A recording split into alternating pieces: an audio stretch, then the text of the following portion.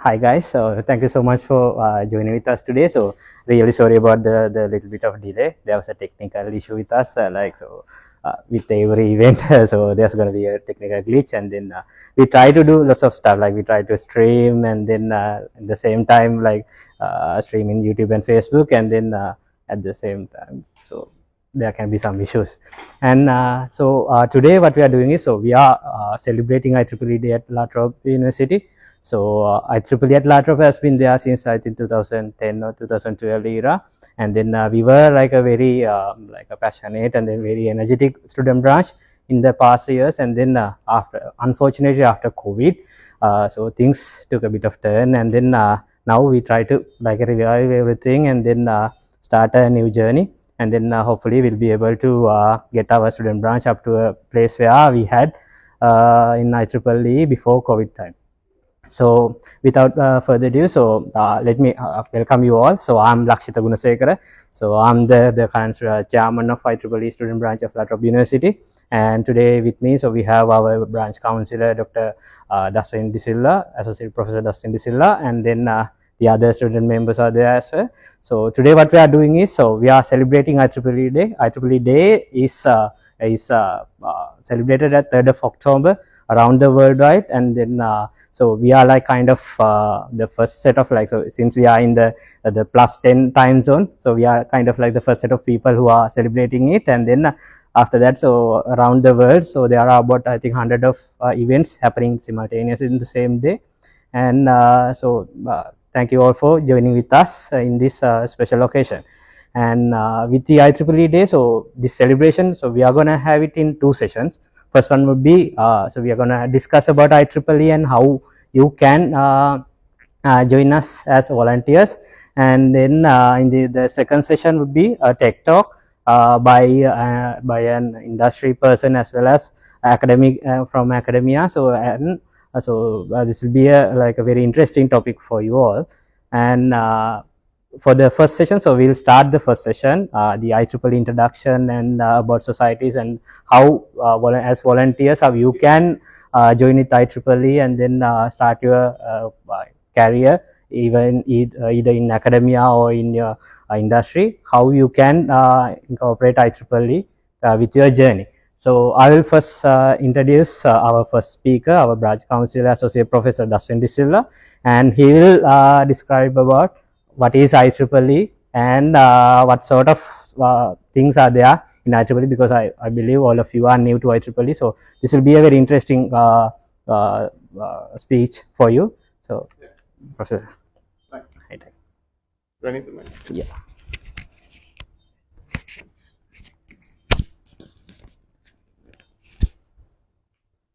Thanks, Lakshita. And nice to be here, although it's a small turnout. It is our first event, and hopefully we'll have many more people joining us soon. As you will see, it's a very large organization, and I talk a bit about my journey as well as some of the things that are happening in the broader IEEE space. So I'll get to all the abbreviations under my name a bit later, so we get started with I think you've heard of the acronym. So it's the Institute of Electrical and Electronics Engineers, but it's not exclusive. So although it started with the likes of Edison and Bell and Morse as well, it's not exclusive to electrical and electronic engineers. And I'll show you stats coming up. The largest society is the Computer Society. So it's transitioning or adapting into the more important technology areas as obviously humanity and technology progresses. So the more endearing term is I eat. Has anyone heard this? I have good experience of this. So some of the best food I've eaten in my life is through volunteering for IEEE. At conferences, if you've been to conferences, there is a nice gala dinner, and then that's as a presenter of a paper, and then afterwards when you keep volunteering, you become part of these committees. And it's an interesting system. So you don't get paid anything for the volunteer work. Obviously it's free, but you your food, and really interesting dining experiences. All of that is sort of like a reward for the volunteering you would do over the year. So at each level, so community membership, society membership, or other governing board membership. So any committee, there will be a meeting towards the end of the year or mid-year where you'd be kind of looked after. That's where the IETT comes from. And there's too much food, really. So, the other point is that it's the world's largest technical organization. So if you're studying, starting with electrical electronics to computer science, computer engineering, hardware, software, as well as data science, data analytics, across the large spectrum of in STEM, the technology, engineering, maths, that part of it is fully covered within the IEEE, and it's the largest organization. And I'll get to why it's important that it's the largest organization as well, because there's a few benefits that flow out of that. So what actually happens in the IEEE is what I've listed there. So it's a global community of, starting with membership, communities, publications, conferences, standards, education, humanitarian, and awards. And I've had individual experiences of each of these kind of achievements or outcomes, and I'll talk a bit about those as well. So this is the IEEE, and although obviously I don't work across all of these, but I've had experiences in how these have been helpful to me in my career.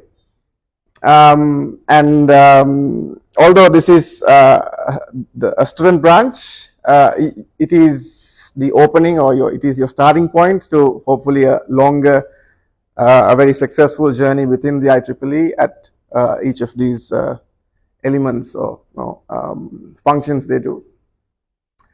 So this is from the annual report. I've been a bit lazy. The weather isn't great for creating too many slides. So just a screenshot from the annual report. So it's a very large organization, and that's where the membership becomes useful, because even if you're in industry, so most of us are students, after you graduate, even if you're in industry, it still makes your CV stand out because you've volunteered to the largest organization in the technical space. And starting with numbers, so that's this is all the publications, which is important. If you're doing a research degree, then your publications, conference participation is important. That's all the publication information, and this is all the membership. So standard membership is academics and practitioners, and then student membership is most of you. And you can see it's all in the 3 or 4 digits. So very large organization. So who is a competitor to the IEEE? Does anyone know? Sure. Have you heard of a similarly large organization that is global and does all of these things? Sorry? Computer Society of Australia? Yeah, there's ACS and BCS. They are not as large. They have a very kind of local focus, but they do similar things. They organize events, they do webinars. Yeah, good answer. Yeah, so Computer Society, but it's very close to Computer Society. Anyone else? The ACM, has anyone heard of the ACM? So that's maybe the second largest. And this is also from the annual report. So they do similar activities, Association of Computing Machinery. It's a much younger society. It was formed in 1947, soon after the Second World War, whereas the IEEE was 1884, so maybe a century apart. It's a smaller scale, so which might explain the low visibility and the low opportunities for student participation and academic participation and things like publications and conferences. So you can do the comparison later. If you're interested, we can share the slides, or you can find it online, how many papers they publish and how many papers the IEEE publishes. And So it's a very large organization, the IEEE, compared to the ACM. And these are the two large organizations that you can become a member of. And yeah, well, I wouldn't want to bias your decision making, but potentially the IEEE is a larger organization and has more value and contribution to what you do as part of your career and part of your studies. Okay, so membership, so 500,000 is the, I think it keeps increasing every year, so 427,000. And although both societies have started in the US, in the IEEE case, 60, more than 50% members are from outside the US. Inside the IEEE, there is also an IEEE USA, which is more focused on the local activities within that country. So it's a combination of engineers, scientists, analysts. So as I said earlier, anyone in that STEM space, not the very life sciences, basic sciences, but everyone else is sort of fair game. And as you will see, the sub-societies speak to these skills and capabilities.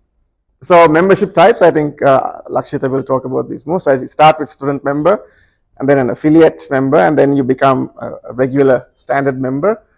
And then I think it's about 5 years of service that you become a senior member. And then you try really hard to become an IEEE fellow, which is a very competitive process. Only single digit, maybe 8% of applications are accepted. And then, well, if you're still very active, then you can become a life member, and that gets you kind of free travel for the rest of your life. When there is an IEEE event, not to your vacation. So these are the societies also from the annual report.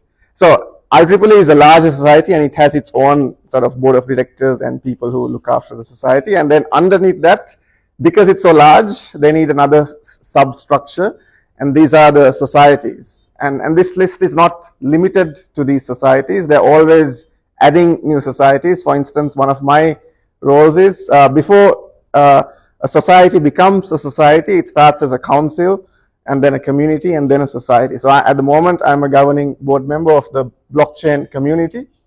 And then after they've done a few things like become more visible, increase their membership, they become a society. So it's not a limited list, and there's always they're always looking at expanding that capacity. So as I said earlier, it's not electronics and electrical. That's the largest membership. It's a computer society, 50,000. It's an amazing achievement. And they have so many journals. And I've been to some of the events where the editors of the journal, the editors in chief of each journal come together. And then we have obviously eat. There's big dinners. There's 2 tables that are specially reserved for the computer society. So it's because they have so many editors in chiefs, because they have editors in chief, because they have so many journals. So the society I am very active in is over here, which is well 9,000 as of 2022. I think it's about 10,000 now. And even for a 10,000 society, there's a lot of activity that goes on, and sometimes I can't keep up with the things that I volunteer for or I agree to contribute towards. And that shows the extent of what is possible within the IEEE. And interestingly, on the annual budget itself, I forgot to screenshot those. You can see the revenue and assets and wealth and so on, and it's in the millions. So there's a lot of money that they would invest in activities that promote engagement, increase the participation in different technology developments. So there's also very small societies and a combination. So you can have a look at those. So there is so once you join IEEE as a student member, you can also join as many societies as long as it's meaningful to you. As you want. So that's also an option. So I think the second largest is the Communication Society, which speaks to the first Power engineering. Okay, yeah. All right. Okay. They've been Comsoc is third. Right. Yeah. So communications was the first application. Can anyone tell me what the first application of electricity was? Yeah. Oh, yeah. Telegraph. So the Morse started something, and then they pulled the telegraph line from the US to Europe. So that was the first one. And what's the second one? Not related to maybe areas of interest. As the light bulb. Okay, so that's the membership. So here we are looking at publications and conferences. So if you're in research, or if you aspire to be a research student, then publications are your staple, your bread and butter for success in the degree. And publications are what we call journals, and conferences are where we attend the conference and present our work. So more than 200 transactions, journals and magazines, and more than 2,000 conferences. So a lot of scope for publishing research and gaining recognition. So I won't get into details of how the impact factor works and how your work is evaluated based on impact factor. We can have a chat afterwards, but sufficient to say that the IEEE has a lot of investment in their publications, and it is an interesting model because it's entirely volunteer run compared to the other publishers. Does anyone know who the other publishers are? Besides, they publish 1/3 of the world's technical research. Who publishes the rest?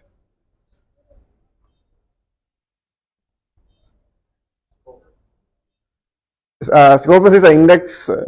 Well, behind Scopus is Elsevier, yeah, Elsevier and Springer. So by revenue, they're huge. They're the first and the second, and IEEE is maybe fourth or fifth. There's also smaller companies like Taylor and Francis and so on. But they actually fight a large game because they try to publish as much as 1/3. So 2/3 for the largest publishers. This excludes things like humanities and the law and things like that, or even basic sciences. But it's quite an amazing achievement, and being entirely volunteer run is quite significant.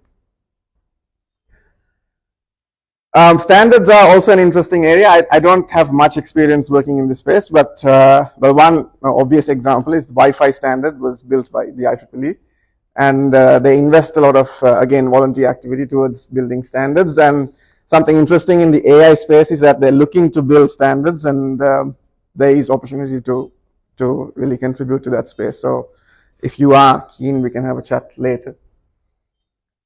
Humanitarian, so there is an IEEE foundation where they contribute to solving some of the humanitarian challenges across the world in developing parts of the world. And it is that intersection of philanthropy and technology, which is a nice way of, so as technical individual, it is not very clear how we can contribute our time to solving some of the things like poverty or climate action, but with what IEEE is doing, we sort of see that direction. We can't, without contributing through monetary means, we can actually contribute through skill or education that we provide. There's also, similar to LinkedIn Learning, it's not as popular or well structured, I think, but there's also some education resources provided where you can earn badges and progress that way. And after becoming a member, you have free access to all of these resources. A rather infamous generative AI tutorial is also in this resource center that was conducted by CDAC, our center. So it has webinars, tutorials, and lectures. So you can go there. Because you have membership, you will have access to it, and you can have a look at it. Awards, well, after fellowship, you try to aspire to receive this Medal of Honor. And it's quite an interesting lineup of people who've received this Medal of Honor, the highest recognition in the IEEE. I think we all know the first person. And then you can see how, and maybe the third person, Moore's Law, Gordon Moore from IBM. And it's quite diverse. So there is telegraphy, there is transistors, semiconductors, circuits, compression, video audio recording, GPS, microelectronic management systems, and data compression. And the recent one was sensors, or more IoT, I think.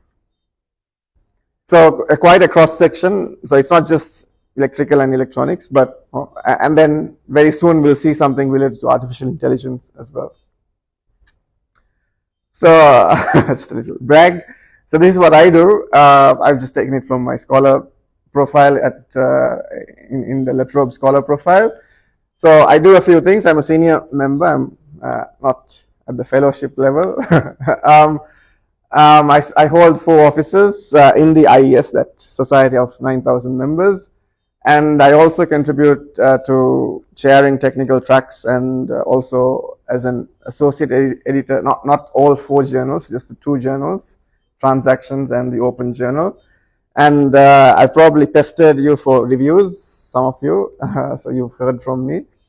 And this is something you can already list in your CV. You're a reviewer for a journal published by the IEEE with a certain impact factor, and that adds credibility for your research capability and general technical skills. We also organized a conference last year, Human System Interaction, which was a lot of work. Some of you were part of it.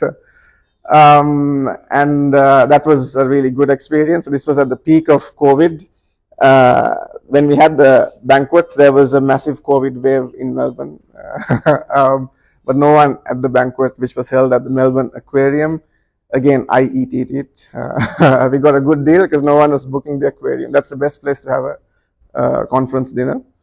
So no one at the dinner knew that there was a lot of COVID cases outside. A lot of work, but quite interesting and exciting. And I think we all learned a lot of how to work under pressure, and how to organize AV hybrid. On Zoom, people can't hear you, as people in the room can't hear Zoom, and whatever. And that also adds sort of a reputational factor, and then you're recognized in the society as someone who's able to handle a large conference. And because of that, I was program co-chair of the this year in Florida. There was another hybrid conference, and then again I troubled a lot of you to organize, collect all the presentations from the conference presenters, and also present them in an orderly manner through. So the conference was in Florida, or in short, the conference was in Florida, but we were sort of remote controlling all the presentations from Melbourne, and we lost many hours of sleep. Here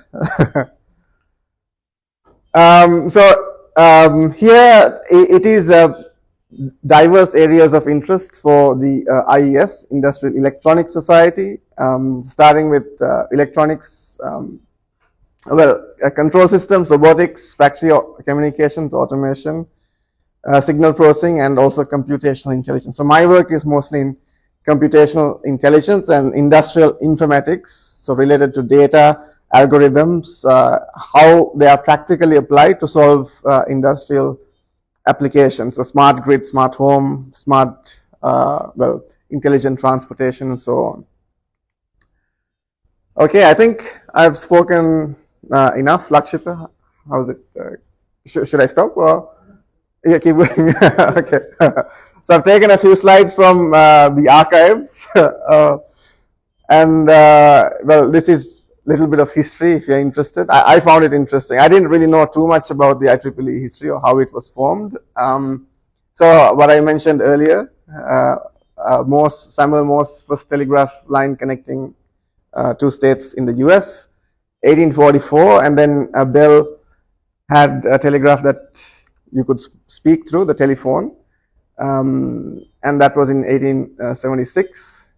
So that's the first application of electricity. So theory and application, you can have electricity in theory, but then you apply. So the same if you think of what we do with, say, AI or robotics, we think of the theory and then we look at the application. The second application was, before that, they formed the American Institute of Engineers in 1884. So some old-fashioned posters.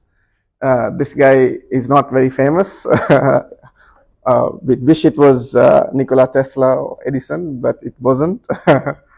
And then obviously the next application is the light, really, through the bulb.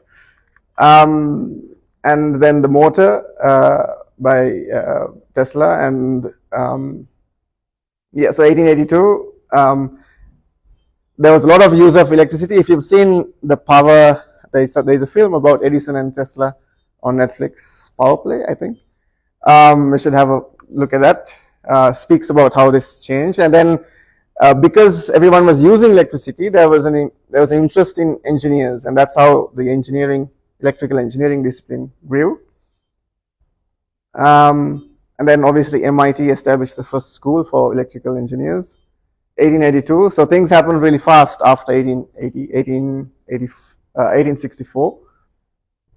And then this continued to grow, but separately there was a third application. So again, theory to application of the radio, so Marconi, but they didn't join the IEEE. They joined they formed a separate society, which is the Institute of Radio Engineers, and that became more popular than the electrical society because there was more applications of the radio waves and radio signals. So a lot of technological developments, and then during the Second World War, there were a lot of investment, obviously as a war effort, and there was a lot of investment in the electrical and the radio engineering parts, and those societies grew further. Then solid states or transistors and circuitry, which came into being after the war. This is interesting. Post-war, both societies grew, but IRE was more electronics focused, so from the radio into electronics because of solid state circuits. And in 1957, it was a larger organization. The reason that I think there was a recession and a lot of engineers were out of work, and then IEEE stepped in as a social cause to improve the visibility and the reputation of engineers, and that's how IEEE USA was formed. So they've done a fair bit of that historical activities as well. And that's it. So and afterwards I think it continued to expand into a larger organization, and that's what we see now. So there's if you look at Australia, there's a section for each state, and there is a student branch in most universities. So there's a lot of activity at different levels, both as a community. And if I go back to, I'll just leave you with that slide. It's a bit of a find. So you can find this information on the IEEE website.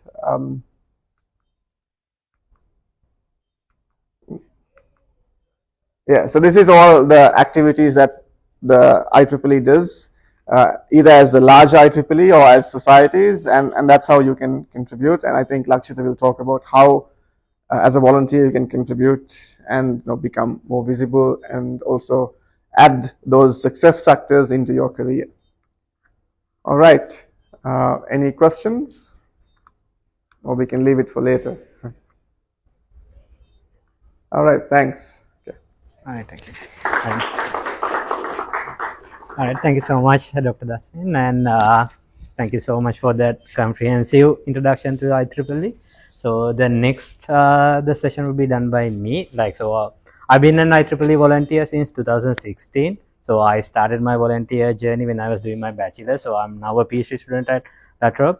So I was a engineering student at University of Moratua in Sri Lanka. And when I joined IEEE, so so let's see how my volunteering journey happened. So before that, so since Dr. Daswin mentioned about like what is IEEE and different opportunities that you get. So let's see, like, so there's he mentioned the word like this is a volunteer run organization. So who's going to be a volunteer? So this is the definition of volunteer: a person who freely offers to take part in enterprise or undertake a task. So we volunteer to do stuff in IEEE. Like, so IEEE is a part of us. Like IEEE is a set of people who gathered around and then for a common goal. And as a volunteer, what's in there for me? So this is like a, so this these are the, like, when I like when I log all the why I do volunteer. So these four, I can categorize them into these four categories: the professional home, for the experience, and for the network, and because of the impact of the stuff that I am going to do. So let's first talk about the professional home. So this the same stuff has been covered in the previous slide, so I'll go them like in a glance. Like, so we have, this is like a step to the future, like all the in every like all these fields. So there are new stuff happening there, and we get a like a first hand experience of what is happening over there, rather than like, so before, like all the innovation, we be able to become a part of that part. And IEEE has like, so it's like a global organization, and that's why it's a professional home for us. And it has like all these technical societies that we can volunteer, and then it has like all these standards and all the journals that we can contribute, as Dr. Dasin mentioned, and all this stuff. And let's go to the experience bit, like why we do it, for the experience that we can gain. This is where I started my volunteer journey. That was back in 2015.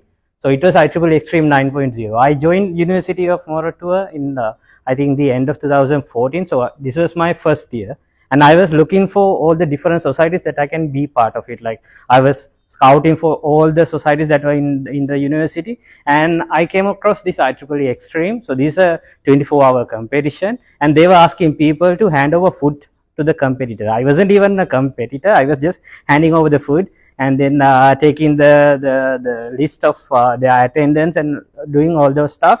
But I actually, like, so it was a chance for me to be part of something, but I didn't know what IEEE was until, so this my experience today. So I've been part of lots of stuff in University of Moratuwa, and I've been a chair of different like different societies, and different like very large projects in Sri Lanka section as well as in global level. So Dr. Dasin has been in the technical front of it, and I was in the volunteer front of it. And I have participated in multiple conferences, and had like several travel grants. So I'll like discuss them in the later slides, and got a couple of awards as well.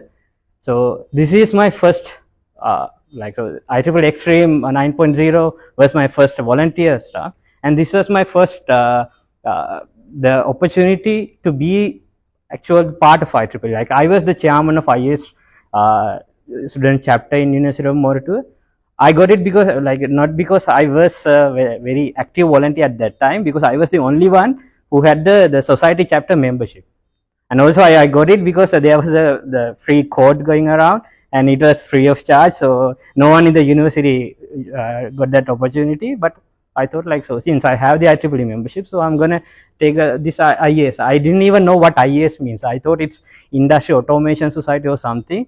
And I was the chairman of that society in university. And if you are an IEEE member, you get like thousands of emails. Like, even Dilantha mentioned, like, so seeing as soon as he gets the membership, he gets about 100 emails a day, and now his inbox is filled. Yeah, same thing happened to me. But in those emails, there was this email, like there was that IES travel grant is going around, and in order to apply for it, you have to be an IES member. And I was the only member in University of Moratuwa, and I was the chairman. So I applied it. Like, I didn't even know what IES is. I wasn't even an active volunteer in IEEE. I just applied for this email, and then I got the travel grant, and in 2017, I was in Cincinnati, Ohio, with all these people.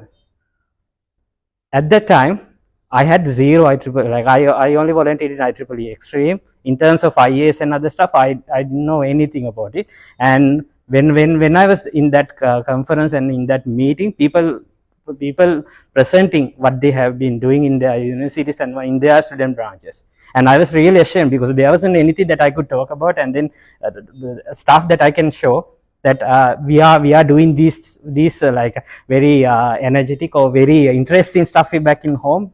There was nothing to share. I just went there like for I eat, and then we went around, and then had like a long road trip across America. I had 5 years of visa, the same thing. So it was really a good experience. And then I came back and got all the experience. And within the 6 months, we organized like about 14 different projects. And because of that work, and I was the chairman, we were able to increase our membership, because I found another similar free code, and then I spread it across the university. And I bugged people and then asked them to take the IEEE membership, because for the IEEE Extremes, people are getting membership. And then I shared a flyer with them. Since you have IEEE membership, now you can get the IAS membership for free. And I was able to increase the membership from 62, and entire Sri Lanka section had only 73 members, and my university, my student branch, had 62 out of them. And then there were competition applications, and was able to apply for 12, and then we ranked the outstanding student branch chapter of the year 2018, and second place for so there were 7 different awards.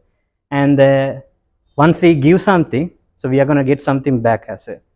So I got the same travel grant the next year. Now I have ton of stuff to be there. So we organized 14 different projects. We are the so in the award ceremony. So I had to go to the stage 7 times. There were only about 10 different awards, and then out of 10, 7 were from our university, and then were by me. So I was like a very celebrity at that time. I felt like that because there are lots of photos being taken from me, and that was really one of the most accomplished moments that I had in my career. Because of the same thing, I got the travel grant again as 2019. This was because I did something in 2018, 2019. That was in Baltimore. 2022, that was in Detroit.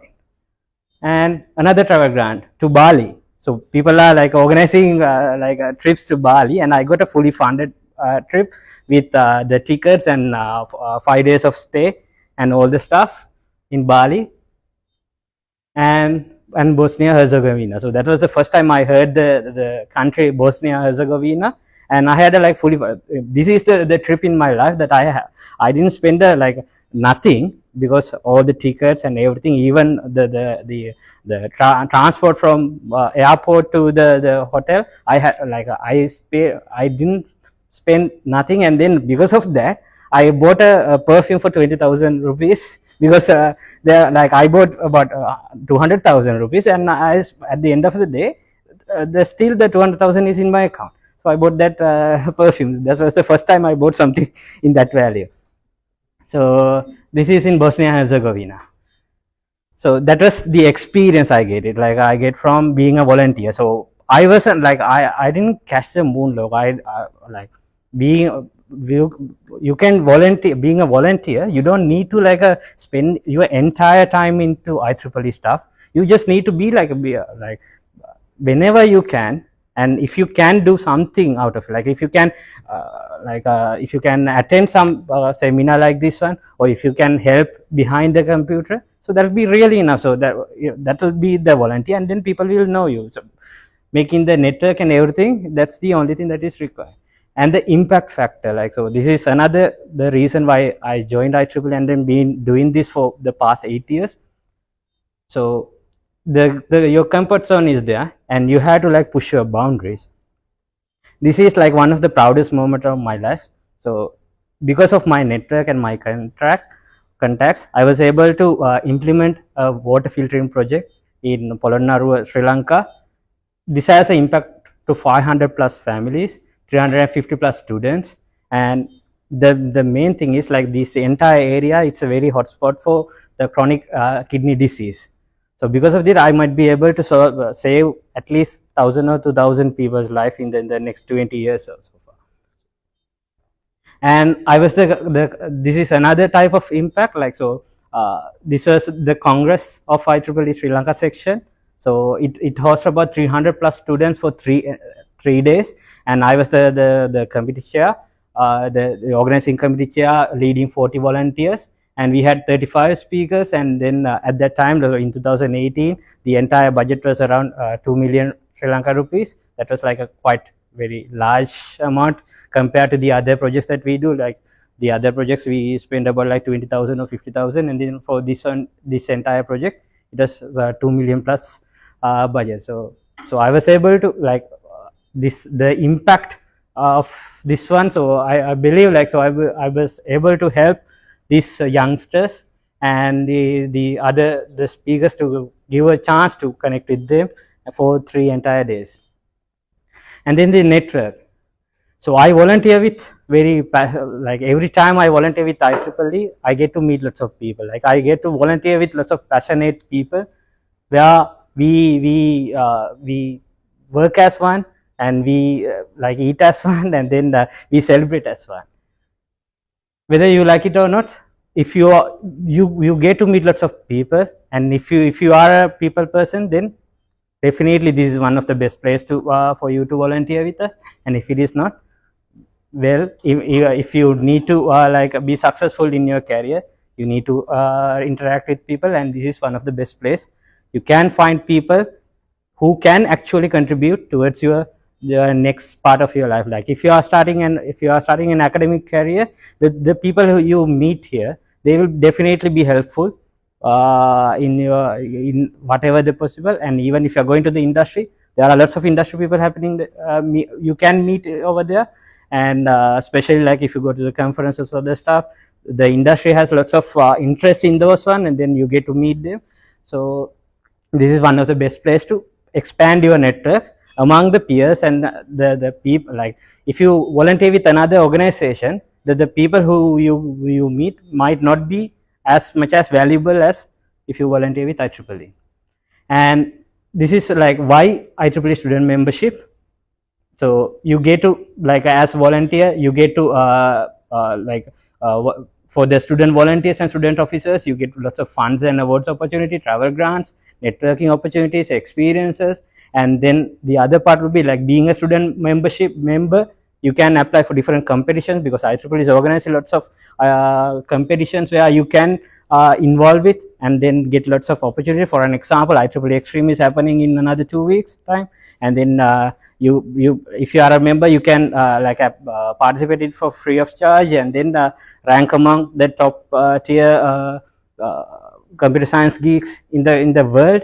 And the competition opportunities are there, and with them the awards and cash prizes and travel grants, scholarships, and network, of course. And then the reputation factor, like, so you get to build your own brand among the IEEE volunteers by being a student volunteer with us. And this is something that the IEEE is not a club or a society, but you are being a part of an organization. It has different tiers where you can go beyond your volunteer role. You can be you can first start with student branch level, go to the section level, region level, and then the world level. So this is really a good opportunity for you to start your volunteer journey.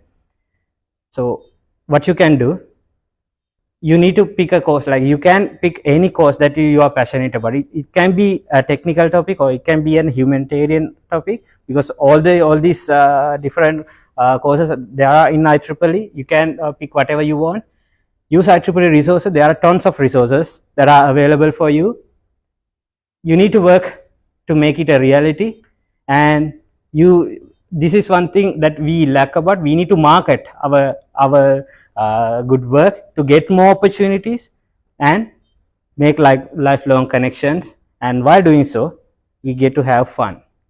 So it's an art, and you can fail without any risk. So thank you so much, and happy volunteering. All right. All right, guys. Thank you so much for now. Like we are concluding the IEEE introduction session, and then we are going to the tech talk. And give me a second.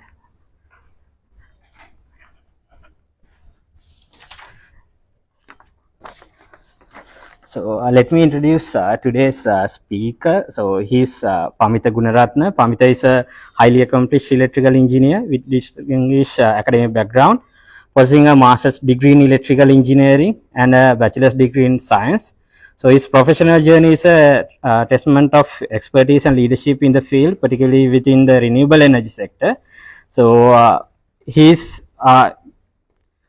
he's been working throughout his career. Pamitha has consistently demonstrated on exceptional ability to navigate complex projects with precision and effectiveness, and is currently working as an electrical engineer for Bureau Veritas, Bureau Veritas, and he's a senior project engineer at Pacific Blue. And Pamitha, it's over to you.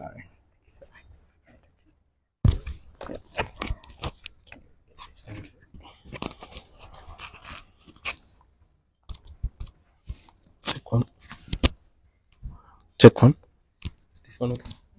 Okay. Yeah, all good. Yeah, thank you, Lakshita.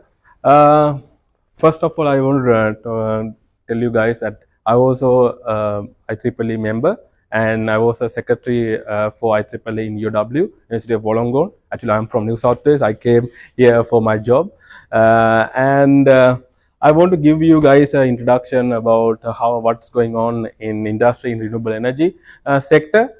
As you know, you have heard this renewable energy in many places, in radios, TVs, and lot of talks are happening here in this area. So, as you know, Australia is mainly in the past mainly depend on fossil fuels like gas, oil, and in these, therefore, as you guys know, these fossil fuels are burning greenhouse, providing emitting greenhouse gases. So it's a really big issue for Australia, and we have set different targets to get these issues correctly, and we have set some targets like net zero in 2050 and some reductions in 2030. So I want to show you some slides what's going on in this industry, and mainly I'm going to talk about the transition, how we gone from coal to renewable energy, solar, wind, and battery energy storage systems, and what are our resources that what we have right here, and finally our future projects and challenges we are having.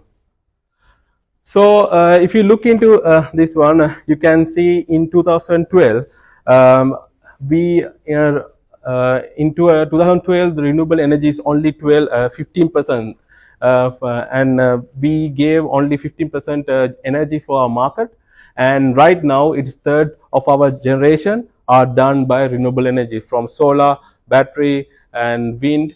And the most significant figures you can see in here is rooftop solar, and we have 3 million houses. They are providing their own power to the main grid, and this is a really big achievement. And this 3 million is around they are generating around 17 gigawatt system to our grid. And if you look into our wind side, and we are doing well as well, and we have ample of areas, we have a really good wind profile, and these 9 gigawatt systems are onshore. That means on the land, and we are having really big projects for offshore wind as well. So Australian government also given really good funding to achieve these targets in 2025, 2050, and providing 25 billion funds. And this is a really good idea how we are what are the funds that we provided from 2012 to 2020 2023, and you can see that they have provided 2 billion funds for this project, and around 663 projects were carried out, conducted, and you can see those are around worth of 10 billion. And these are some of the projects. You can see most of the projects are done in New South Wales, around 270 projects, and in Victoria it's around 119 projects and worth around 270 million. And all around Australia there are a lot of happening, and this is a really big industry because, as you guys know, coal power stations are now dying, and these are the ones they are going to replace. And you can see there are different places or technologies we are going to use, like bioengineering, bioenergy, and grid integrations. In grid integrations are mainly developing the infrastructure, new infrastructure for the new renewable energy resources. And the new topic also is hydrogen. Hydrogen is one of the biggest topics now, because we can get a big yield from hydrogen, as well as you can see there are a lot in solar as well as battery energy storage systems. So this is the decarbonization targets set by Australia, and Australia is pledged to achieve net zero in 2050, and there are different intermediate targets as well. And you can see in 2030 we are going to achieve 43% reduction in greenhouse gases, and there is if we go with this pace, we can achieve around 3% below our carbon emissions in 2030. And these are different targets set by different states. And you can see in Victoria, 40% renewable in 2025 and 50% in 30, sorry. And finally 2050 net zero. And you can see different states have different targets, and the success story in renewable energy is, you can see, look into Tasmania. You can see 150% is in 2030. That means we are really doing well in Tasmania because of our renewable resources. And actually we can achieve those ones, like other states also can achieve these one, like mentioned in here. So what we need to do to reduce these greenhouse gases, we need to close our coal power plants. So now if you look into normal coal power plants, it's normally we have it's around 30 years lifetime. Normally coal power plants are working for 30 years. Now after doing some maintenance, we can extend to 40 or 50.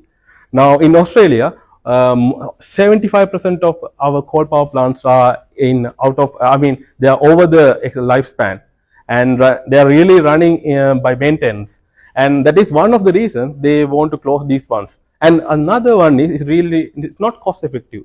Coal is not cost effective, but gas power plants, yes, it's cost effective than solar. So they decided to close these power plants in different states. Or for example, if you look into Victoria, they are trying to close these 4 power plants, and they have 75% of energy is produced by those power plants, and they are going to close it in 25 years, next 25 years. And in Victoria, we have 3 coal power plants, Yolan and Loyan A and Loyan B. And these are also going to close in different 2023, 2035 and 64. And you can see this is our roadmap for the all other coal power plants. When these are the this is how they are going to close out. And that means if we close out these ones, we are having an issue where, supply and demand issue, right? We have bigger demand, but we have a small supply. So that's why we need to ramp up our solar, wind, and other battery energy storage systems to get that demand and supply curve equal. So one of the case studies I need to show you guys, and you can see some of the videos of this one. This is a demolition of a Hazelwood coal power plant, and Hazelwood is in Victoria. It's one of the biggest stations. And you can see it's provide 25%. It was providing 25% power to Victoria, and this was the biggest pollutant in Victoria. And you can see 16 million tons of carbon dioxide per year, and 14% in Victoria and 3% in Australia. And this is a demolition or closing out of this project or this solar power, this coal power plant is one of the biggest milestones in Australia. So it was closed in 2016, and the demolition of this video is done by actually Delta Group, is one of the big groups you can see, and they were done in 2020. And this is an iconic video, and it's showing that it is one of a end of one era and start of a beginning of a new era. So you guys thinking what's happened to the place now? What we are having right now? What we are having right now is a battery energy storage system. And I actually worked for this battery energy storage system for 7 months, and these batteries are done by a company called Fluence Energy, and the owners is NG, like AGL. These guys own, it's a private fund company, private fund project, sorry, and it is a 150 megawatt system. And it has, I can show you, I mean, these, each and every one is 50 megawatt systems, and these small ones are our batteries. These are sophisticated batteries. They have all the HVAC, they have all the system protection systems, and these are racked in an order in series. And these small things are called, we are called inverters, and we have core transformers, and all the power is going to, this is called switchyard, and this from this it goes to an OSNet switchyard. OSNet is a DNSP, distribution energy provider. So this is a really big project, and you can see it has a capacity to store 330,000 houses solar power for 1 hour, and they can dispatch or can discharge and provide power to 75,000 houses for 1 hour. And it was commissioned in 2023 April and has a lifespan of 20 years.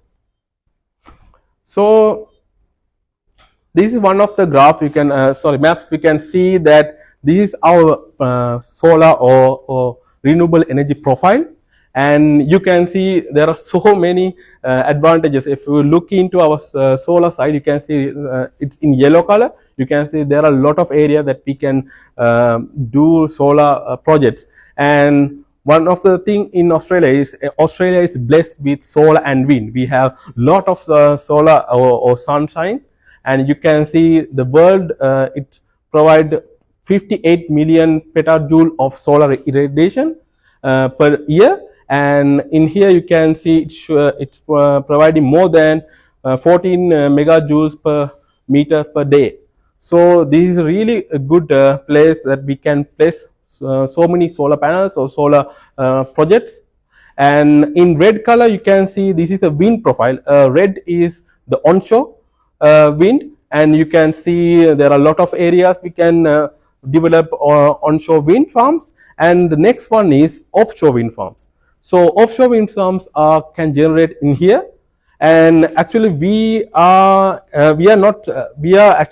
started offshore wind as well in here in Gippsland. This is the new projects are happening there, and we are now working on those areas to get that energy as well. So you can see there are a lot of resources like tide energy. We have geothermal, and if you can see for wind profile, we have a really constant speed of 12 meters per second, mainly in Gippsland, and we have a vast area of 60,000 kilometers of coastal line. So we have really big potential to achieve that target, a net zero target in 2050. And what there is a company, I think you guys have heard also, AMO is one of the market operators, AMO Australian Energy Market Operator. These guys are doing look into that profile, and they created some zones, renewable energy zones. These zones have specific advantages, like they have all the energy or higher energy, as well as they have infrastructure as well to transfer that energy or generated energy from that places to the places that we really want, right? If you look into, you guys can say that there is a big yellow color in here, right? We can put some solar panels or solar farms in our desert, but the thing is we don't have any infrastructure to bring that energy to the places we want, and it is not cost effective. That's why we are going to there are some existing infrastructure in here. That's why what we are going to do is we put some solar panels or solar farms, wind farms, and connect to the those existing infrastructure. So these are some current projects going on, and right now there are 79 projects are happening around the Australia, and and these are some facts like in Victoria, New South Wales. You can see New South Wales and Queensland. There are some projects around 4,000 megawatts systems are going on, and we can definitely connect these ones in next year, I think. And these are valuable around 21 billion projects. So yep, and it's produce 12,000 megawatt to we can incorporate those energy to our grid as well in coming years. And I want to show you why, because you guys have heard some the batteries are now really popular thing. We know initially it was solar farms, now wind, now it's batteries. Like batteries is really important. As I earlier said, renewable energy we can't control. These are non-dispatchable things. That means we can't control these one. Sometimes the weather is really good, then we are getting really good sunshine, and we can get really good energy from solar. And if the wind is not blowing, then we can't get any energy from wind.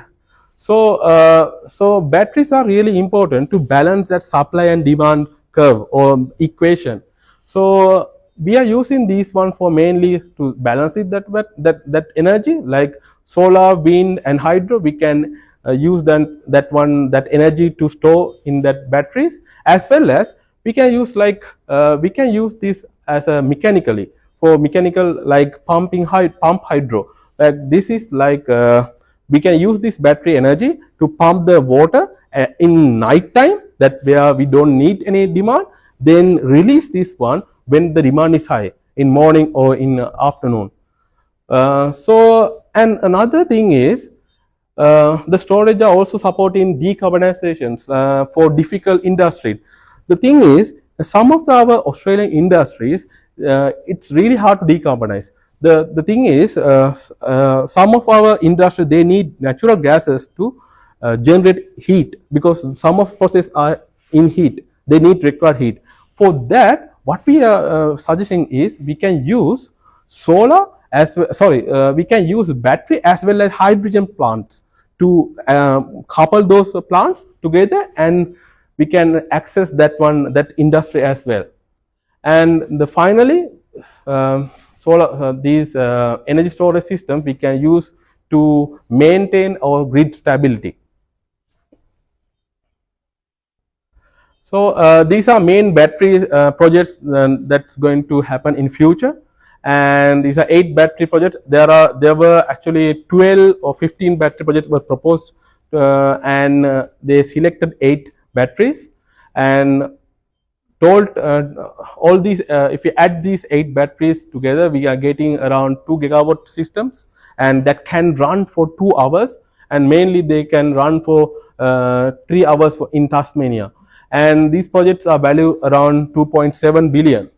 And the most important thing I want to show in here, these batteries are unique batteries. These are grid forming batteries. The ones that we are having right now is grid following batteries. It's follow the grid. That means if those grid following in batteries, or because if you put in a weak grid, and if there is an issue in the grid or if there is a fault, then it's really hard to follow the frequency. Therefore, these grid forming batteries, it has grid forming inverters. That means inverters convert from DC to AC. Like these are really valuable. These batteries will definitely strengthen our network. So this is really big batteries, and you can see in Victoria, Neon Batteries are one of the biggest companies. They are doing 300 megawatt systems and run for 450 megawatt hour. So as I said to you early, now we have solar, wind, battery, and all this stuff. Now we need to integrate this one to one network. Now this is a roadmap as is mentioned by AMO, a 30-year electrical market roadmap. So as you can see, in 2050, they predicted that our solar storage systems are going to be 30 times, and they predicted that our wind and solar it's going to be nine fold, and distributed solar PV is our rooftop solar, and it's going to be 5 times, and the energy is also going to be doubled. So, and lastly, you can see that gas fire plants. This is an emergency plan. That means if we can't achieve that net zero, or if we can't achieve that supply demand curve equation in 2050, then this going to construct and get that equation balance. And we are going to withdraw coal power plants in 2043. And finally, I want to go through this slide as well. These are some challenges we are having right now. For example, as I said, renewable energy we can't control, and therefore we need batteries to stabilize or store these energy resources.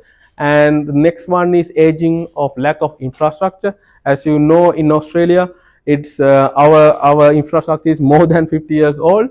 Therefore, it's really aging. We need new infrastructure, build these ones, and get those new projects and get those energy to the places we really want. And cost and economy, and you can see that in a solar power plant, the cost of installation is 2,000 per kilowatt, and in gas power plants it's 1,000. That means gas is more viable than solar. The thing is, as we want to go to net zero, that's why we are trying to do it in solar. But solar, as you know, solar panels are now going down, and this price is definitely going down. And lack of energy storage systems, and another thing is insufficient knowledge awareness.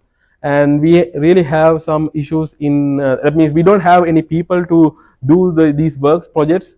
And the other thing is lack of legal policies. Like we have set a target 2050 net zero, but we need to legislate new laws to ramp up this process. So yeah, though this is a quick view of renewable energy. Anyone has any questions? Yep. I noticed that we had conference quite a lot on the East Coast. Yes. Exactly happening on the West Coast. Yeah, that's a good question. Actually, this AMO is the guys who's looking in this area, but in the West Coast, I mean in Perth also. Yeah, definitely there are some roadmaps. I couldn't look into that one, but yeah, that is yeah. And the thing is, we can, as you guys, I think most of guys are IT. I think we can use our technology or AI technology to definitely look into these ones, because the thing is, in here the weather and the solar and wind, it's all generated by we need to predict this energy, right? Sometimes we can't. If we can use this AI technologies if we can predict these ones really well, then we can earn or yield really good energy from that. So will Australia consider Yep, sorry. any nuclear power plant? Because it's also Yeah. not emitting in carbon, but I believe there are some issues and challenges storing the waste of nuclear plants. Any plans? No. Yeah, that the thing is, Australia is not going to go with nuclear. There are different issues. The thing is, first one is nuclear waste. It's a really big issue, more than greenhouse gases. And the another thing, we don't have any experience in Australia. I mean, I know these nuclear power plants are happening in all other countries, but in Australia we don't have that knowledge and infrastructure. If we start now, it will take another 30 to 20 years to get that the higher level. Yeah. It's more like 100% renewable, so we need to entirely rely on that. Actually, batteries can't generate electricity. It's like a backup plan. Yeah, grid stability is the main issue. The thing is, these coal power plants, they have a higher inertia. I mean, these are standard ones. They have a really big inertia. That means we can generate this energy in a constantly. But wind, it's always varying. For example, just look just look into our day-to-day life. We wake up early and we have a hot shower, and the electricity is high or demand is high, and we go out of for work, then the demand is going low, and when you're coming back again, demand is coming high, and it's like a curve like this, right? But solar, it's the curve is other way around. When morning and night we have less energy, but in noon we have more energy. Therefore, we are using these batteries to shift that curve and balance that equation. Any other questions? Just that $2,000 per kilowatt in solar. Yep. But solar is free afterwards. That's the capital cost. Yes, that's right. Capital cost. But gas is maybe unlimited in Australia. Is that the reason why it's cheaper? But gas is a running cost, continuous cost of maybe just drilling the gas out.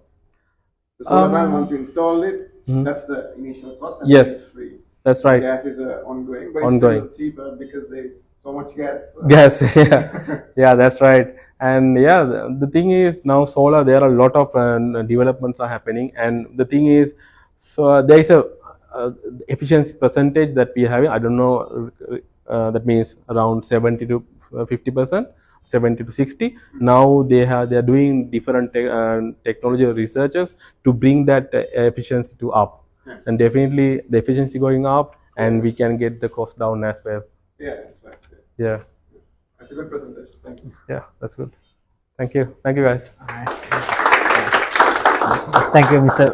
Pamita, for your informative session.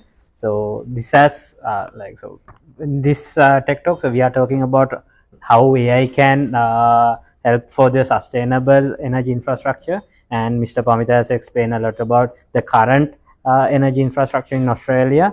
And next, so we are going to our next speaker, who's going to be talking about the second part, where now we have the energy infrastructure and the plans for it, and how AI and the technology can help in order to be more sustainable and to improve the current yield and everything. So I will introduce our next speaker. So most of you know him, Nishan. So Nishan Mills is the lead technology architect at Research Centre for Data Analytics and Cognition at Trobe University, Australia.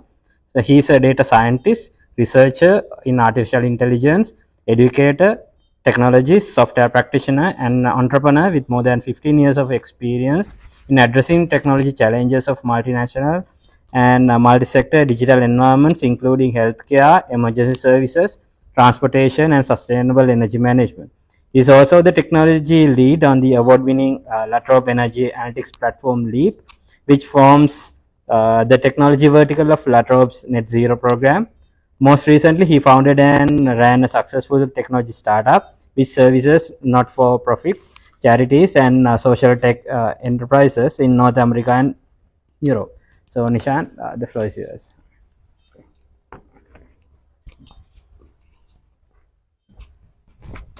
Thanks, Ashwin. We can get this one.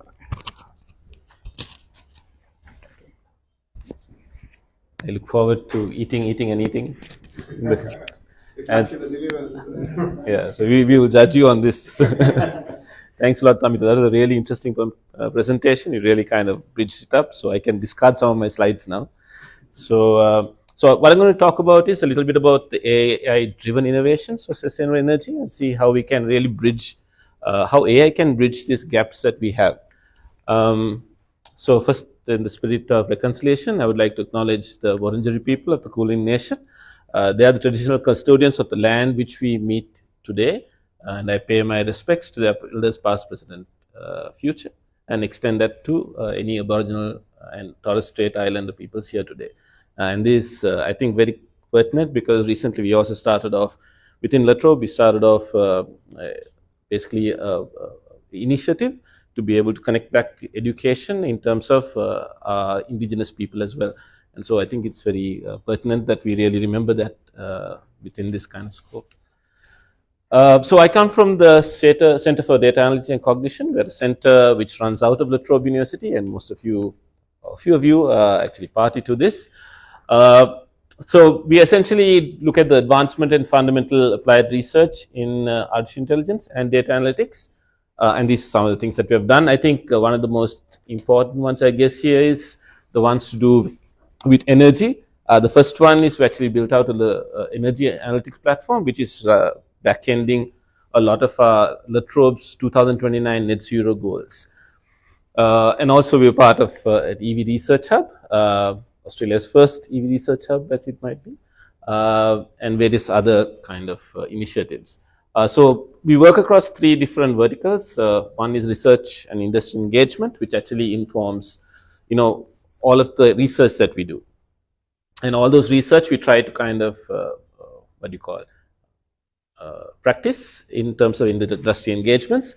And then we take all of that learning and then we give it out into education. So we have a undergraduate and postgraduate education course.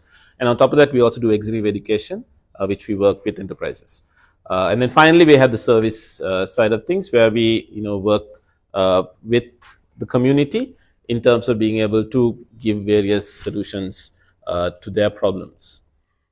Right. So these are some of the energy statistics. I won't dwell too much on this. As you can see, if you kind of observe through, our energy consumption is falling slightly. Basically, the interesting thing I think is over 2/3 of our energy production is actually exported. So when we talk about net zero, we might be net zero, but giving most of the world's coal. So I guess when you look at a holistic view of this, we might have to rethink of a few things. But I won't make this a political campaign. I'll just walk through. So this is electricity generation from renewables. You can see that we have done really well coming into 2021-2022. And you can see that solar is really catching up as well as wind. So you might not expect, and like Amit said, you might not expect, wind is actually one of our major energy generators as well. From there, we'll go to a slightly more depressing graphic. So this is our renewables and this is our actual consumption. So we have a long way to catch up, right? And so that is why we really need to kind of look into our renewables as well as, how we really tap into this renewable generation and how we tap into systems. So this graphic I would take with a pinch of salt, but I think it's largely accurate. This is from Carbon Tracker. Essentially, they're looking at countries and their potential for solar. So basically the countries in red, basically you can generate all the energy they need from less than 0.1% of their land mass. But obviously there are practical challenges, like Pamita also mentioned. You can't put solar plants in the middle of the desert because you don't have the infrastructure to bring it out. But this is the reality, right? And so, there is, even though we have such a big gap, that is something that we can bridge. This is just for solar. On top of this, you have things like renewable, hydrogen, hydropowered, all of those other renewables as well. Right. So I think we spoke about this, transport of electricity. Generally, you have a generator which produces electricity. You have a transformer which converts it to low voltage from the high voltage. Pamit, you can correct me if I'm wrong on any of these. And you have the transmission lines, which you can, when you walk around, you will see transmission lines kind of going across. And then you have your distribution transformers, and then you have your distribution lines, which gives us all this energy here. Interestingly, there was a case of the farmers, basically were trying to lay transmission lines across or under or over farmland. And the farmers threw up a big listing saying, you know what, we love your energy lines, just don't put it over our land, drill underneath. And now the problem is this, when you're trying to dig underneath for transmission lines, you're going to spend so much more. Right, so all of these are kind of geopolitical issues that come up when we look at renewable kind of, how do we make ourselves more sustainable energy-wise? And so this is just a flow of all of Australia's energy. And the interesting thing again here is you can see exports make up a large volume of where we send our energy. This is all that Australia actually uses. So again, things for us to consider in terms of how we go about this renewable journey. So the previous one basically is all in petajoules. And so if you consider petajoules, this is what it generally means. We are going through kilo, mega, giga, tera, and then you're getting peta. So that is basically about 37,000 households in a year, right? And so just some equivalents to give you an idea if you know how big that will be. And so that's how much we're actually exporting out as well. So this is a snapshot of renewable energy in Australia. So we are looking at a few types of things. You're looking at wind power, you're looking at rooftop solar, hydro, large scale solar, bioenergy, and then medium scale solar. And then you look at others in terms of 64.1%. So you can see that we have quite a few different ways of actually generating renewable energy within Australia. So this is not only from electricity, this is across all of, like, including things like transport, gas, all of those things, right? On top of that, you also look at, now this is something that was shared earlier as well, Australia's energy electricity in the generation is about 34.9%, which is quite good. It's up from previous years, and I think it will increase as time goes on as well, because there are quite a lot of the large scale projects that we have for batteries are still in progress, if I'm not mistaken. So I think there are about 8 or 9 actually currently in progress, including there are some large scale projects for hydrogen as well, which we'll talk about. So the first one is wind. I won't spend too much time on this. Like I said, wind is quite a big percentage of what we generate. So those are kind of the biggest generators at the moment, and most of them seem to be in Victoria. So that's a lot of our wind generation actually comes from Victoria. Then we have our rooftop solar system. So that is in 3 grades. You get your rooftop solar system, which are less than 100 kilowatts, and that's essentially your houses, essentially, right? So that's about 310,000 were installed last year, just last year alone, and we account for about 25.8% of the renewable generation. And this is basically this. So you can see how solar technology is also improving. So this talks about what the average kilowatt size of a system is, and you can see over time that has increased. 2021-22 is kind of stagnant. And that is the total capacity that we have installed in each of those years. And you can see that 2021 was a bit of a boom that potentially might have been because of the pandemic as well. Like, a lot of people were at home and a lot of investment went into this. 2022 is kind of slightly decreasing. Then you have your medium scale solar systems, and this is what is generally deployed on business schools, tertiary education institutions. And the reason I said that is because Trobe has quite relatively large solar generation facility, and we are looking at a larger one coming up in terms of a solar farm. You might have seen the news articles on that. And so this is between 100 kilowatts and 5 megawatts. I'll move here because most of my talk is going here. I'm missing out on this side. Then you have your large scale solar farms. So these are the largest ones that we have. We have the Darlington Point Solar Farm, which gives us 275 megawatts of capacity. And these are generally deployed as large fleets of panels, as you see there. And so these are the ones that have been commissioned in 2022, which have not really gone up yet, but they are in progress. And you can see again, most of them seem to be coming up on the East Coast. So, spread is something that we probably, like you had mentioned as well, we need to work on. Then we come up to hydropower. So this is basically hydropower generation statistics. As you can again see, we actually had a lot more hydro in terms of contribution, but the other renewables have actually caught up, and that you saw in that initial graph as well, which is good. And probably the best, the poster child for hydro is probably Tasmania. Tasmania is kind of, their fossil fuels are, I think, about 1% of their total generation, right? So which is really good.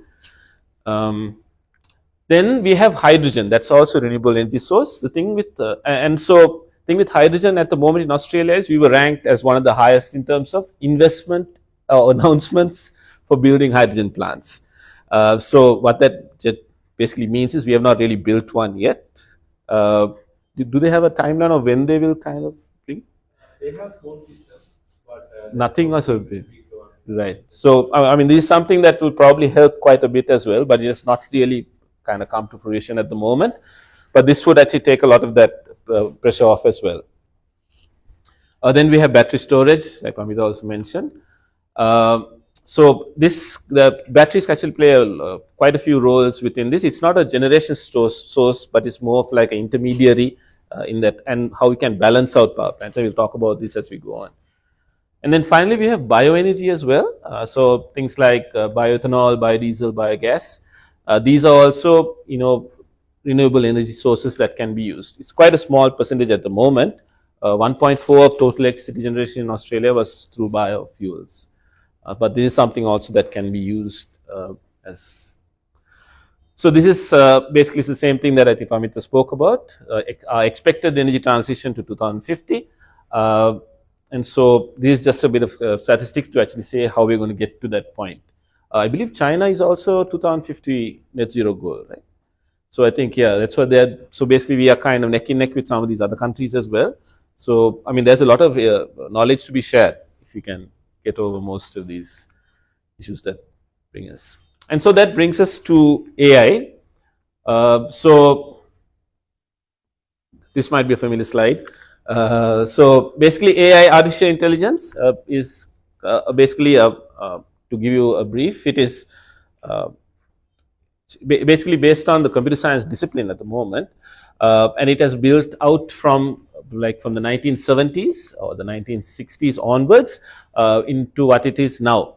And so what we find is that we are able to, there's a lot of investment that's going into artificial intelligence research at the moment. And what we also find is that we are inching closer to that area of autonomous decision making, autonomous operations using artificial intelligence. And so, as Minsky said, the science of making machines do things that would require intelligence if done by humans is basically a crux of what we mean when we talk about AI. Right? Okay, and some of the things that we have actually seen here is the building blocks.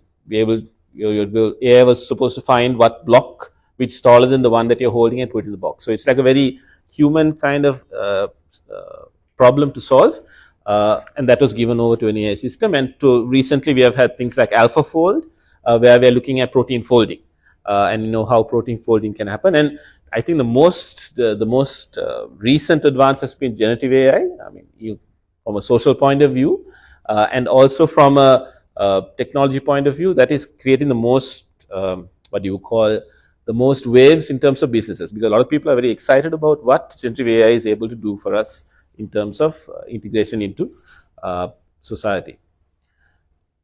So just to give since we are in the Trobe University, just to give an idea about the Trobe's net zero emissions, it's the Trobe's goal is to reach net zero emissions by 2029. So basically, it's a quite large campus. We have 5 campuses and 100 buildings and spaces.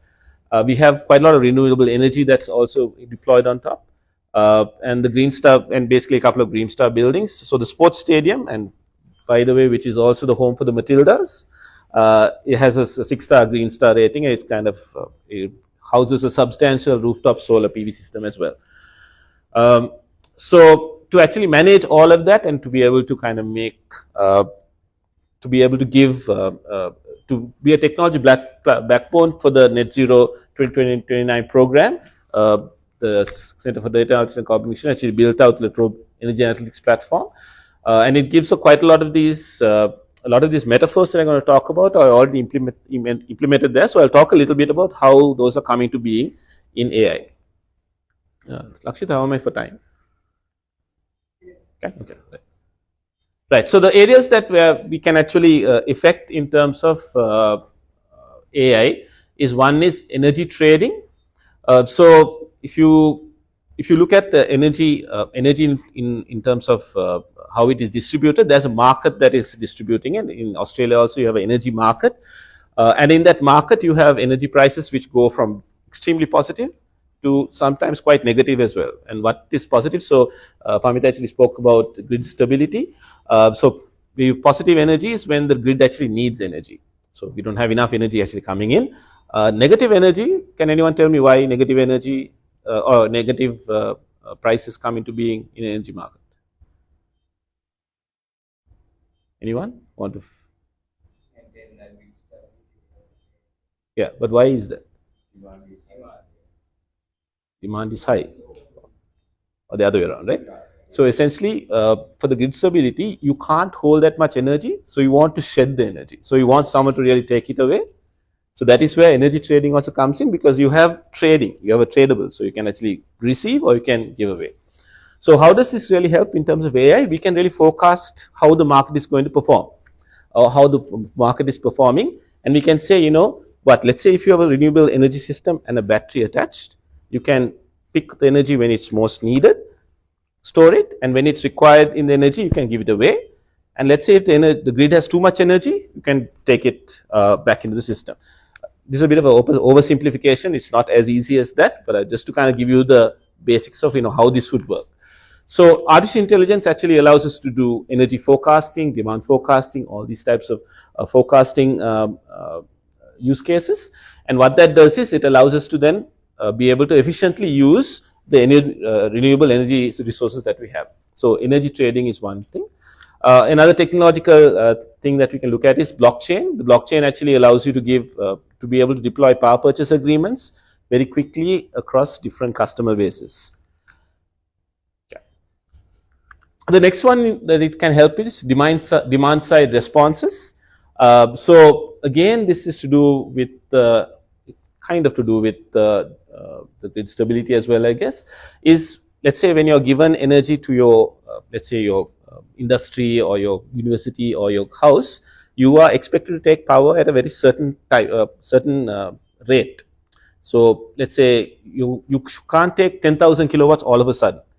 If you were to use 10,000 kilowatts over your whole month, that's fine. But if you take it all of a sudden, then what will happen is it will create more pressure on the grid to deliver that. So demand side response essentially means that you try to temper that demand and spread it out across the time period, right? And this example here is from the energy analytics platform. So this is the Trobe's energy demand.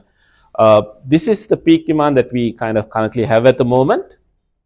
And so basically what the system actually allows us to do is to actually distribute our solar renewables in such a way that you can bring down that peak demand so that you are not putting too much pressure on the grid.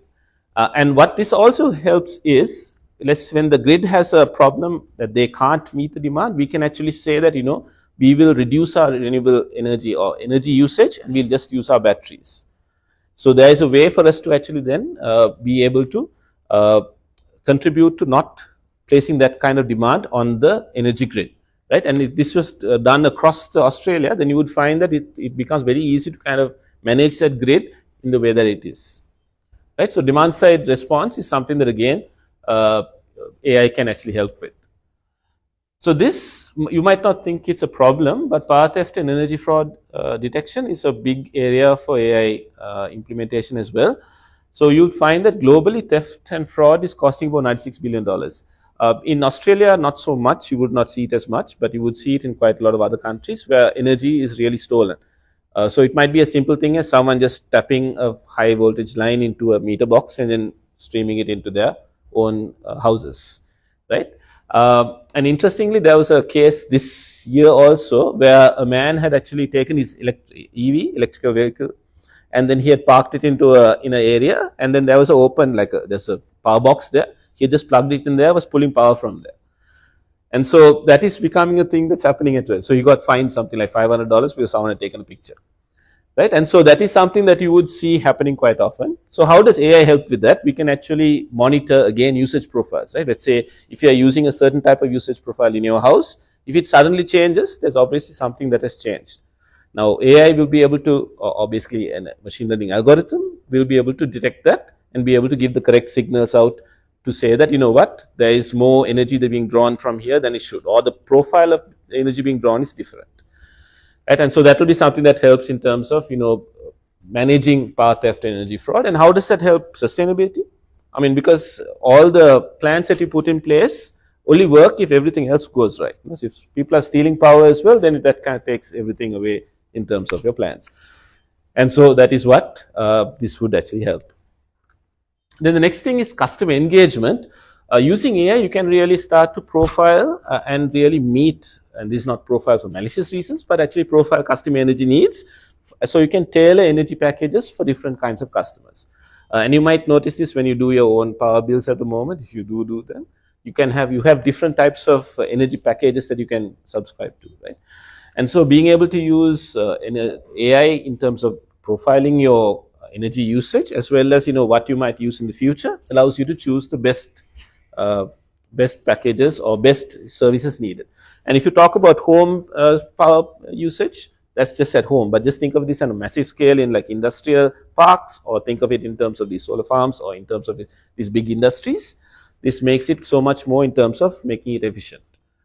So one interesting implementation that we actually did within the Trobe Energy Analytics platform was we built a chatbot called Kui.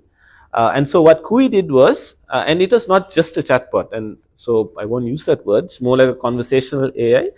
And so what it does is it plugs basically into your data stream, and it's able to understand, and we have the creator of Kui right here.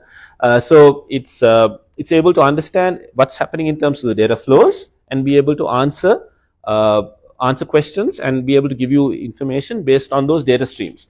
How does this help? So think of it like this: if let's say if you have a Jarvis for Ironman, that would be very similar kind of this AI chatbot would be very similar to the person using it. So for instance, let's say if you're an infrastructure specialist here, you can come in the morning and say, hey Kui, tell me what are the top 5 things I need to attend to. Kui can look into your database, and so this is the vision. It's not there yet, but we're getting there. So basically, Kui can look into the database and tell you, hey, you know what? There is a building there which seems to have its energy turned on 24/7. You need to turn that off. There seems to be one equipment that's failing at one place. Can you go and check that out? There seems to be more energy than that is required being consumed by that building. And these are the 5 things you need to look at today.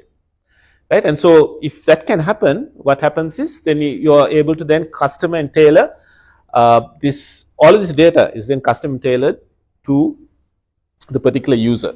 And if you can imagine this being used across like industries, again, businesses, you can see the power energy consumption and all will be quite really curtailed in terms of the way that they're using it. Then of course you have the public engagement point of view as well. So here we actually use geographical maps to be able to tell people, this is how your energy habits are influencing your emissions. And so again, an engagement piece. Then the next part is predictive maintenance and optimization. So we were talking about installation of all these different equipment, right? How does it get maintained? So starting from your solar fleet. So let's say when you have solar panels, we're talking about not just 1 or 2, but we're talking about quite a large array of solar panels. And these solar panels are exposed to the elements, right? From your birds flying over and landing on them, to the extreme wind that we get, to the rain. It's exposed to all of the very wide array of elements that Australia has to offer, right? And so what that means is equipment can fail, and you can't physically go and check each and every one of those equipment with any kind of any kind of efficiency. What AI allows you to do is to be able to monitor this and say, this equipment here is supposed to be generating this amount of energy. It's failing over time. So what you can do is proactively look at that and say, hey, now we need to install a new panel, or we need to service it, or we need to, maybe clean the panel. So I remember there was one example of, I think there was too much debris on top of it, so the solar panels were not really generating that much energy. So just imagine this at a solar farm. That's a massive place, right? Let's say 1 million panels. How do you go and check all of this? So AI is the one that will really make that more practical to do. Same thing with potential equipment failure. Your EVs, even just your normal equipment, just by maintaining it correctly, you would find that energy is going to be used much more cost effectively. I think I covered that. Yeah. So this is the fleet management system. So for solar panels, and also this is basically shows you, this again is from Leap, but it shows you again the inventor of this is here. But basically it shows you, okay, what did the solar the installer configure for the solar panel? What is it actually generating now? And what should it be generating according to the life cycle of this panel? So then it gives you a lot more information for you to be able to understand, manage this equipment. And also then from a building to plant, so you're talking about buildings. Within the buildings, you might have HVAC systems, you might have different types of chillers, or whatever it is, right? To be able to actually monitor the life of those chillers and then see how they actually affect the building as well. Also in terms of this, it gives you measurement and verification. So let's say if you do a change within a building, how much are you really saving. So you can actually forecast that out, and you can see, how much you're going to be saving in real time. So this is basically something we did some time ago, but the dark blue line is what we were doing energy consumption in terms of what we're doing in a building at that time. Once we made a change in the HVAC systems, the light blue line is what forecasted it out for a year in terms of the energy usage. Then we're able to look at that gap and say, what, if you do this change, this is the change, this is the amount that you're going to be saving.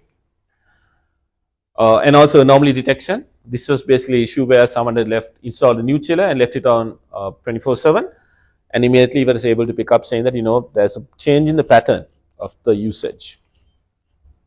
Also then things like, let's say if you're bringing on new plant, or you're bringing on new power plants, or you're bringing on new kind of renewables, how are they supposed to behave, right? So you can actually look at previous installations that you have made and then group them together to say this is your cluster of energy usage. So let's say if it's not performing the way it's supposed to, then something must have gone wrong.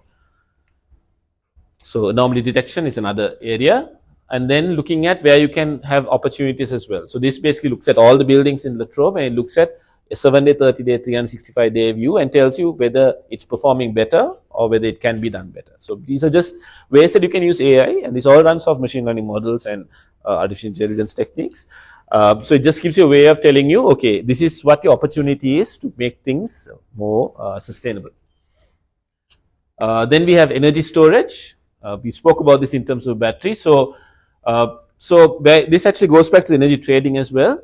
So think of it like you have to so let's say if you're trading some energy, you need to have a place you can store the energy, right? And that's where the batteries actually come in.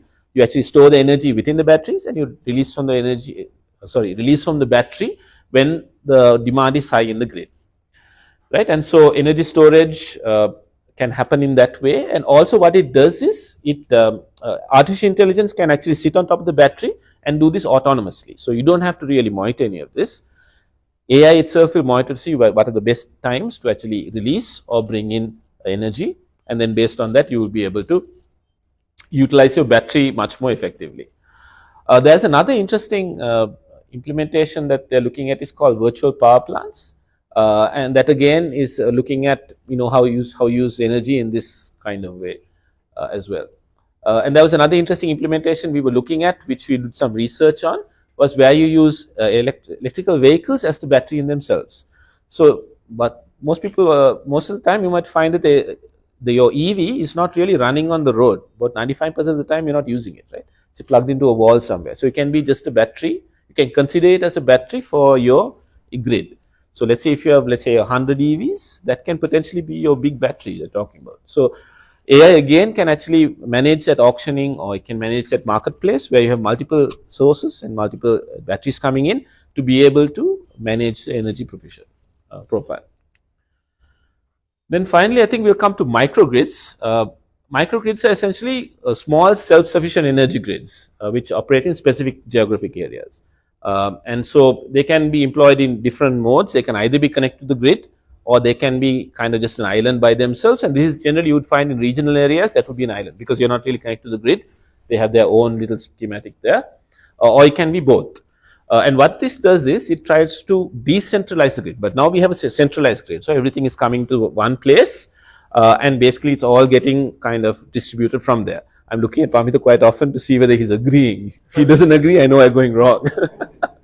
Right. So, and if you take a hybrid version, it's basically connected in with the network, right? And so you can either be an isolated version. So let's say the blackout, you can still run on your own, or you can actually, let's say, you can connect to the grid and use the energy from the grid. So this is a schematic of basically a microgrid. Like Pamita said, the gas engine is there to give the stability. You can actually, when the peak is required, you can give that sun boost. And so here you can see you have your renewable energy systems actually giving you energy. You have your advanced optimization control, and this is where AI actually sits. And then you have your grid connections as well. And then you have backups with diesel generators and gas or propane or diesel or whatever it might be. And so what happens is essentially there's a big, this grid will just work in a bit of a harmony in between all of these different energy sources. It will be when the energy is available, it goes with the grid. And when basically it has to run its own, it will kind of move into an islandable isolated mode, right? And so this is how the energy will just flow back and forth between the two. And this was basically what we were talking about in terms of AI powered microgrids, where you're discharging battery loads when the solar energy prices are high, and basically you charge the battery in the event that there is more power coming in from the grid. So then when you have a negative price or a positive price, you're always getting the best out of this. And so this is a system that can be used for that. And then this is basically in terms of, I spoke about this already, where we can use the electrical vehicles themselves as batteries, and then you can actually put up a marketplace where those different batteries can actually, or business vehicles can trade power. And nowadays there's a nice framework that has come in place with blockchain, where you can actually create let's say the energy that you're having, you can make it an NFT, and then using that as an NFT, you can actually trade using blockchain and cryptocurrency. Not in the dodgy way, but basically in a very regulated kind of way. Right? And then finally, grid management and efficiency. We spoke about this. The grid has to have a certain amount of, it has to have a certain frequency, right? So it has a certain frequency, and so because we have renewables are not very stable in the way that they work. You need to kind of make sure that there is a certain amount of energy that's actually flowing through the grid, otherwise the grid will get damaged, right? And so this is interesting. This from this is actually public information. So this brown area here is all. So basically, this is from the National Energy Market, or the NEM, and here you can see the renewables have actually taken up quite a bit, and what that has done, it has pushed up the energy under zero here. So what that means is the coal which is here, that area that the coal is taking, that means that the stable power usage is actually being pushed further and further down, and what that means is the grid can become unstable. And so what you need to do for this is you need to actually plug in batteries to be able to store this and release it only when it's needed. So basically at this point it's not needed, but in other areas of at the curve you will find that it is needed. So then you discharge at that time. Right, and so essentially this is what you call that grid stability, and this good example, this is actually Victoria over the last 7 days. So you can see that we are heading towards a few issues, and I remember there was some news also is coming that apparently the Victorian grid is quite old, and so this time if the El Nino effects actually last and we hit a very hard summer, we might have blackouts. So you heard it first here. Right, and so basically because of that, we also have this thing called the FCAS market, frequency control ancillary services. So just like energy can be traded, so can frequency control, or that stability can be traded as well. So if we feel that the stability is not good enough, you can actually ask people to come in and give us energy so that we can stabilize the grid, right? And this is where AI will also come in, because let's say your university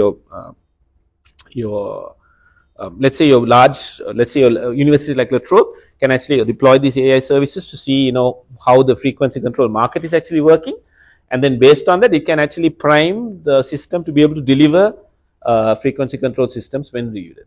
Right? And this is quite a big. This is also quite a big market to play in. And then the final thing is smart grids. Smart grids essentially are grids that actually, IoT. It's leveraging things like IoT, and they're self-maintaining, self-modifying, self-organizing. And this actually comes as a part of smart cities. AI actually allows us to do this within an energy grid system as well. Grid security, AI, how does it help? There's a lot of energy. Now, if you take warfare now, about 30-40% of that is actually over cyber, and the most attacked parts of this are basically the energy grids. Because once you take energy grid down, you have affected everything else. And there are the specific, I think, instances. I think in Iran there was a blackout because of an attack on an energy system. And so basically you have a lot of these issues coming up in terms of grid security, not from a physical point of view, from a cyber point of view. And AI actually will help being able to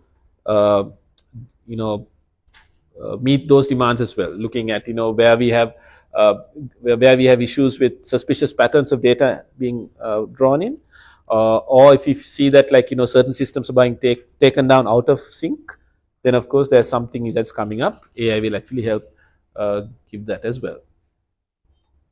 Let's talk about, I already think I spoke about this. Digital twins is something I'll just go back and quickly talk about. Digital twin is essentially what the paradigm that we are leveraging off. So digital twins, what it does is it allows you to take anything and make a digital copy of it. So essentially, let's say if you have a car and you want to really try it out to see, how fast it can go, you can make a digital twin of the car and then just say, go as fast as you can and see if the wheels fall off. Right? So that's a very simple way of actually looking at what a digital twin might be.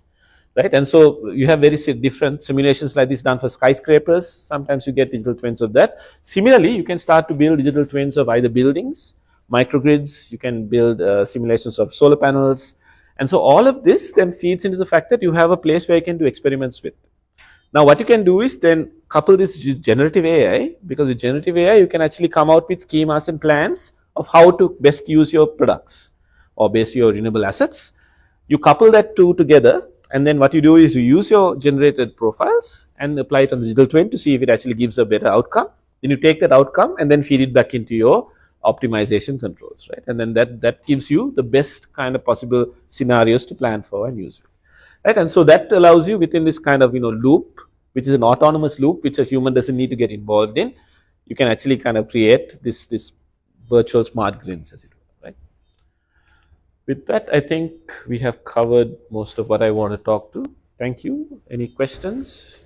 You can direct, and I will redirect it as I see fit. I have a question. Like, I think AI is, we need data to run the AI, right? Yeah. Better data, better the AI. Yes. How we know that the cut of the low end, that this is enough to get a really good system? Yeah, so I think in terms of how we use systems, it just comes down to the fact that what you have. So I guess with different sets of data, you get different techniques that you can use. So let's say if you have a lot of good data that you can use, then you can go for the more high profile, like let's say a deep learning model. Whereas if you have less kind of, maybe 50, 60 data points, then you can start looking at the more heuristic based models to actually attend that scenario. And similarly, what we have been seeing now is that, let's say, using just a few little data samples, you can probably take some base models and fine tune them to see if you can get probably better results. And so again, it comes back to how much data you have. Let's try a technique which is appropriate for that data set. And that's generally how we're solving it. Because if you don't have the data, I guess.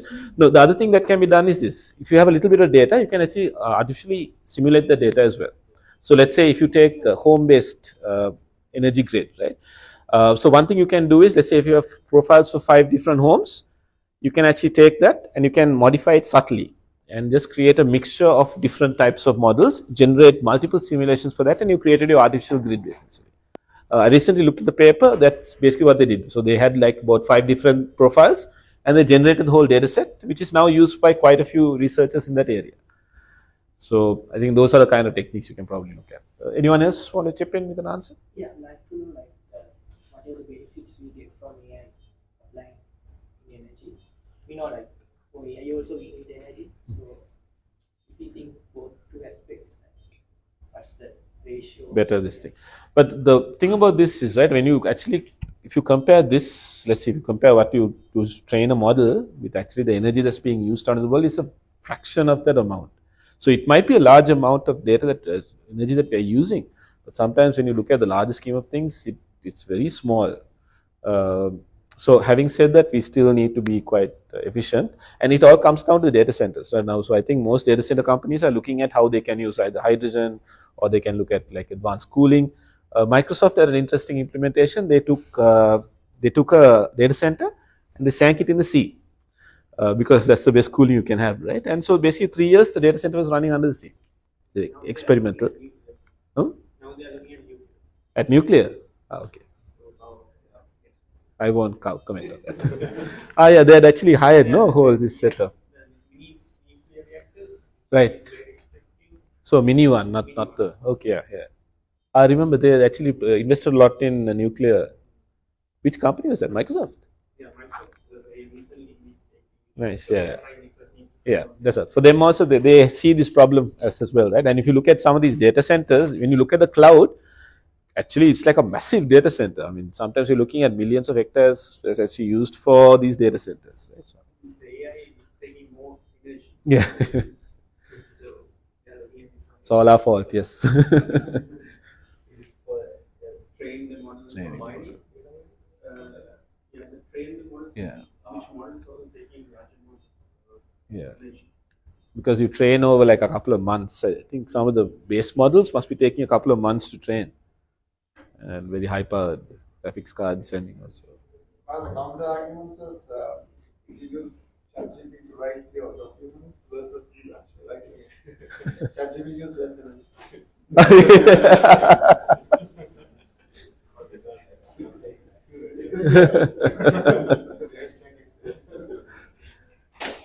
You heard it first here. Yeah, that's true. And so that's the thing, right? I mean, I think this is like a multi-pronged thing that you have to consider. So sometimes renewable energy is not like a very simple, like, it's not simple to solve. So there are lots of views we need to look at it in terms of that. And I guess that's why we need kind of societies like this, because you bring people together to have discuss these questions, right? And so, yeah. And okay.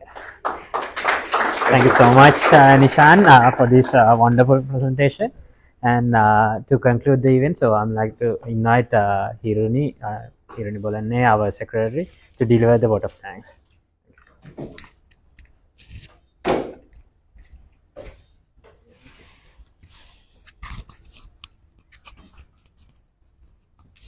Hi everyone.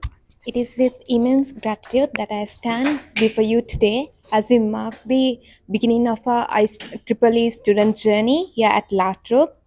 This occasion is made even more special by the presence of our two remarkable individuals, Mr. Pamita Gunaratna and Mr. Nishan Mills, who have graciously accepted our invitation on such short notice to share their invaluable insight despite their demanding schedules. On behalf of the IEEE student branch at La Trobe, I extend my heartfelt gratitude to both of you. Your willingness to impart your wisdom has not gone unnoticed, and we are sincerely grateful. As a token of our appreciation, we have a small gesture to express our gratitude. Today marks the inception of a new chapter, and I want to thank each and every one of you being here.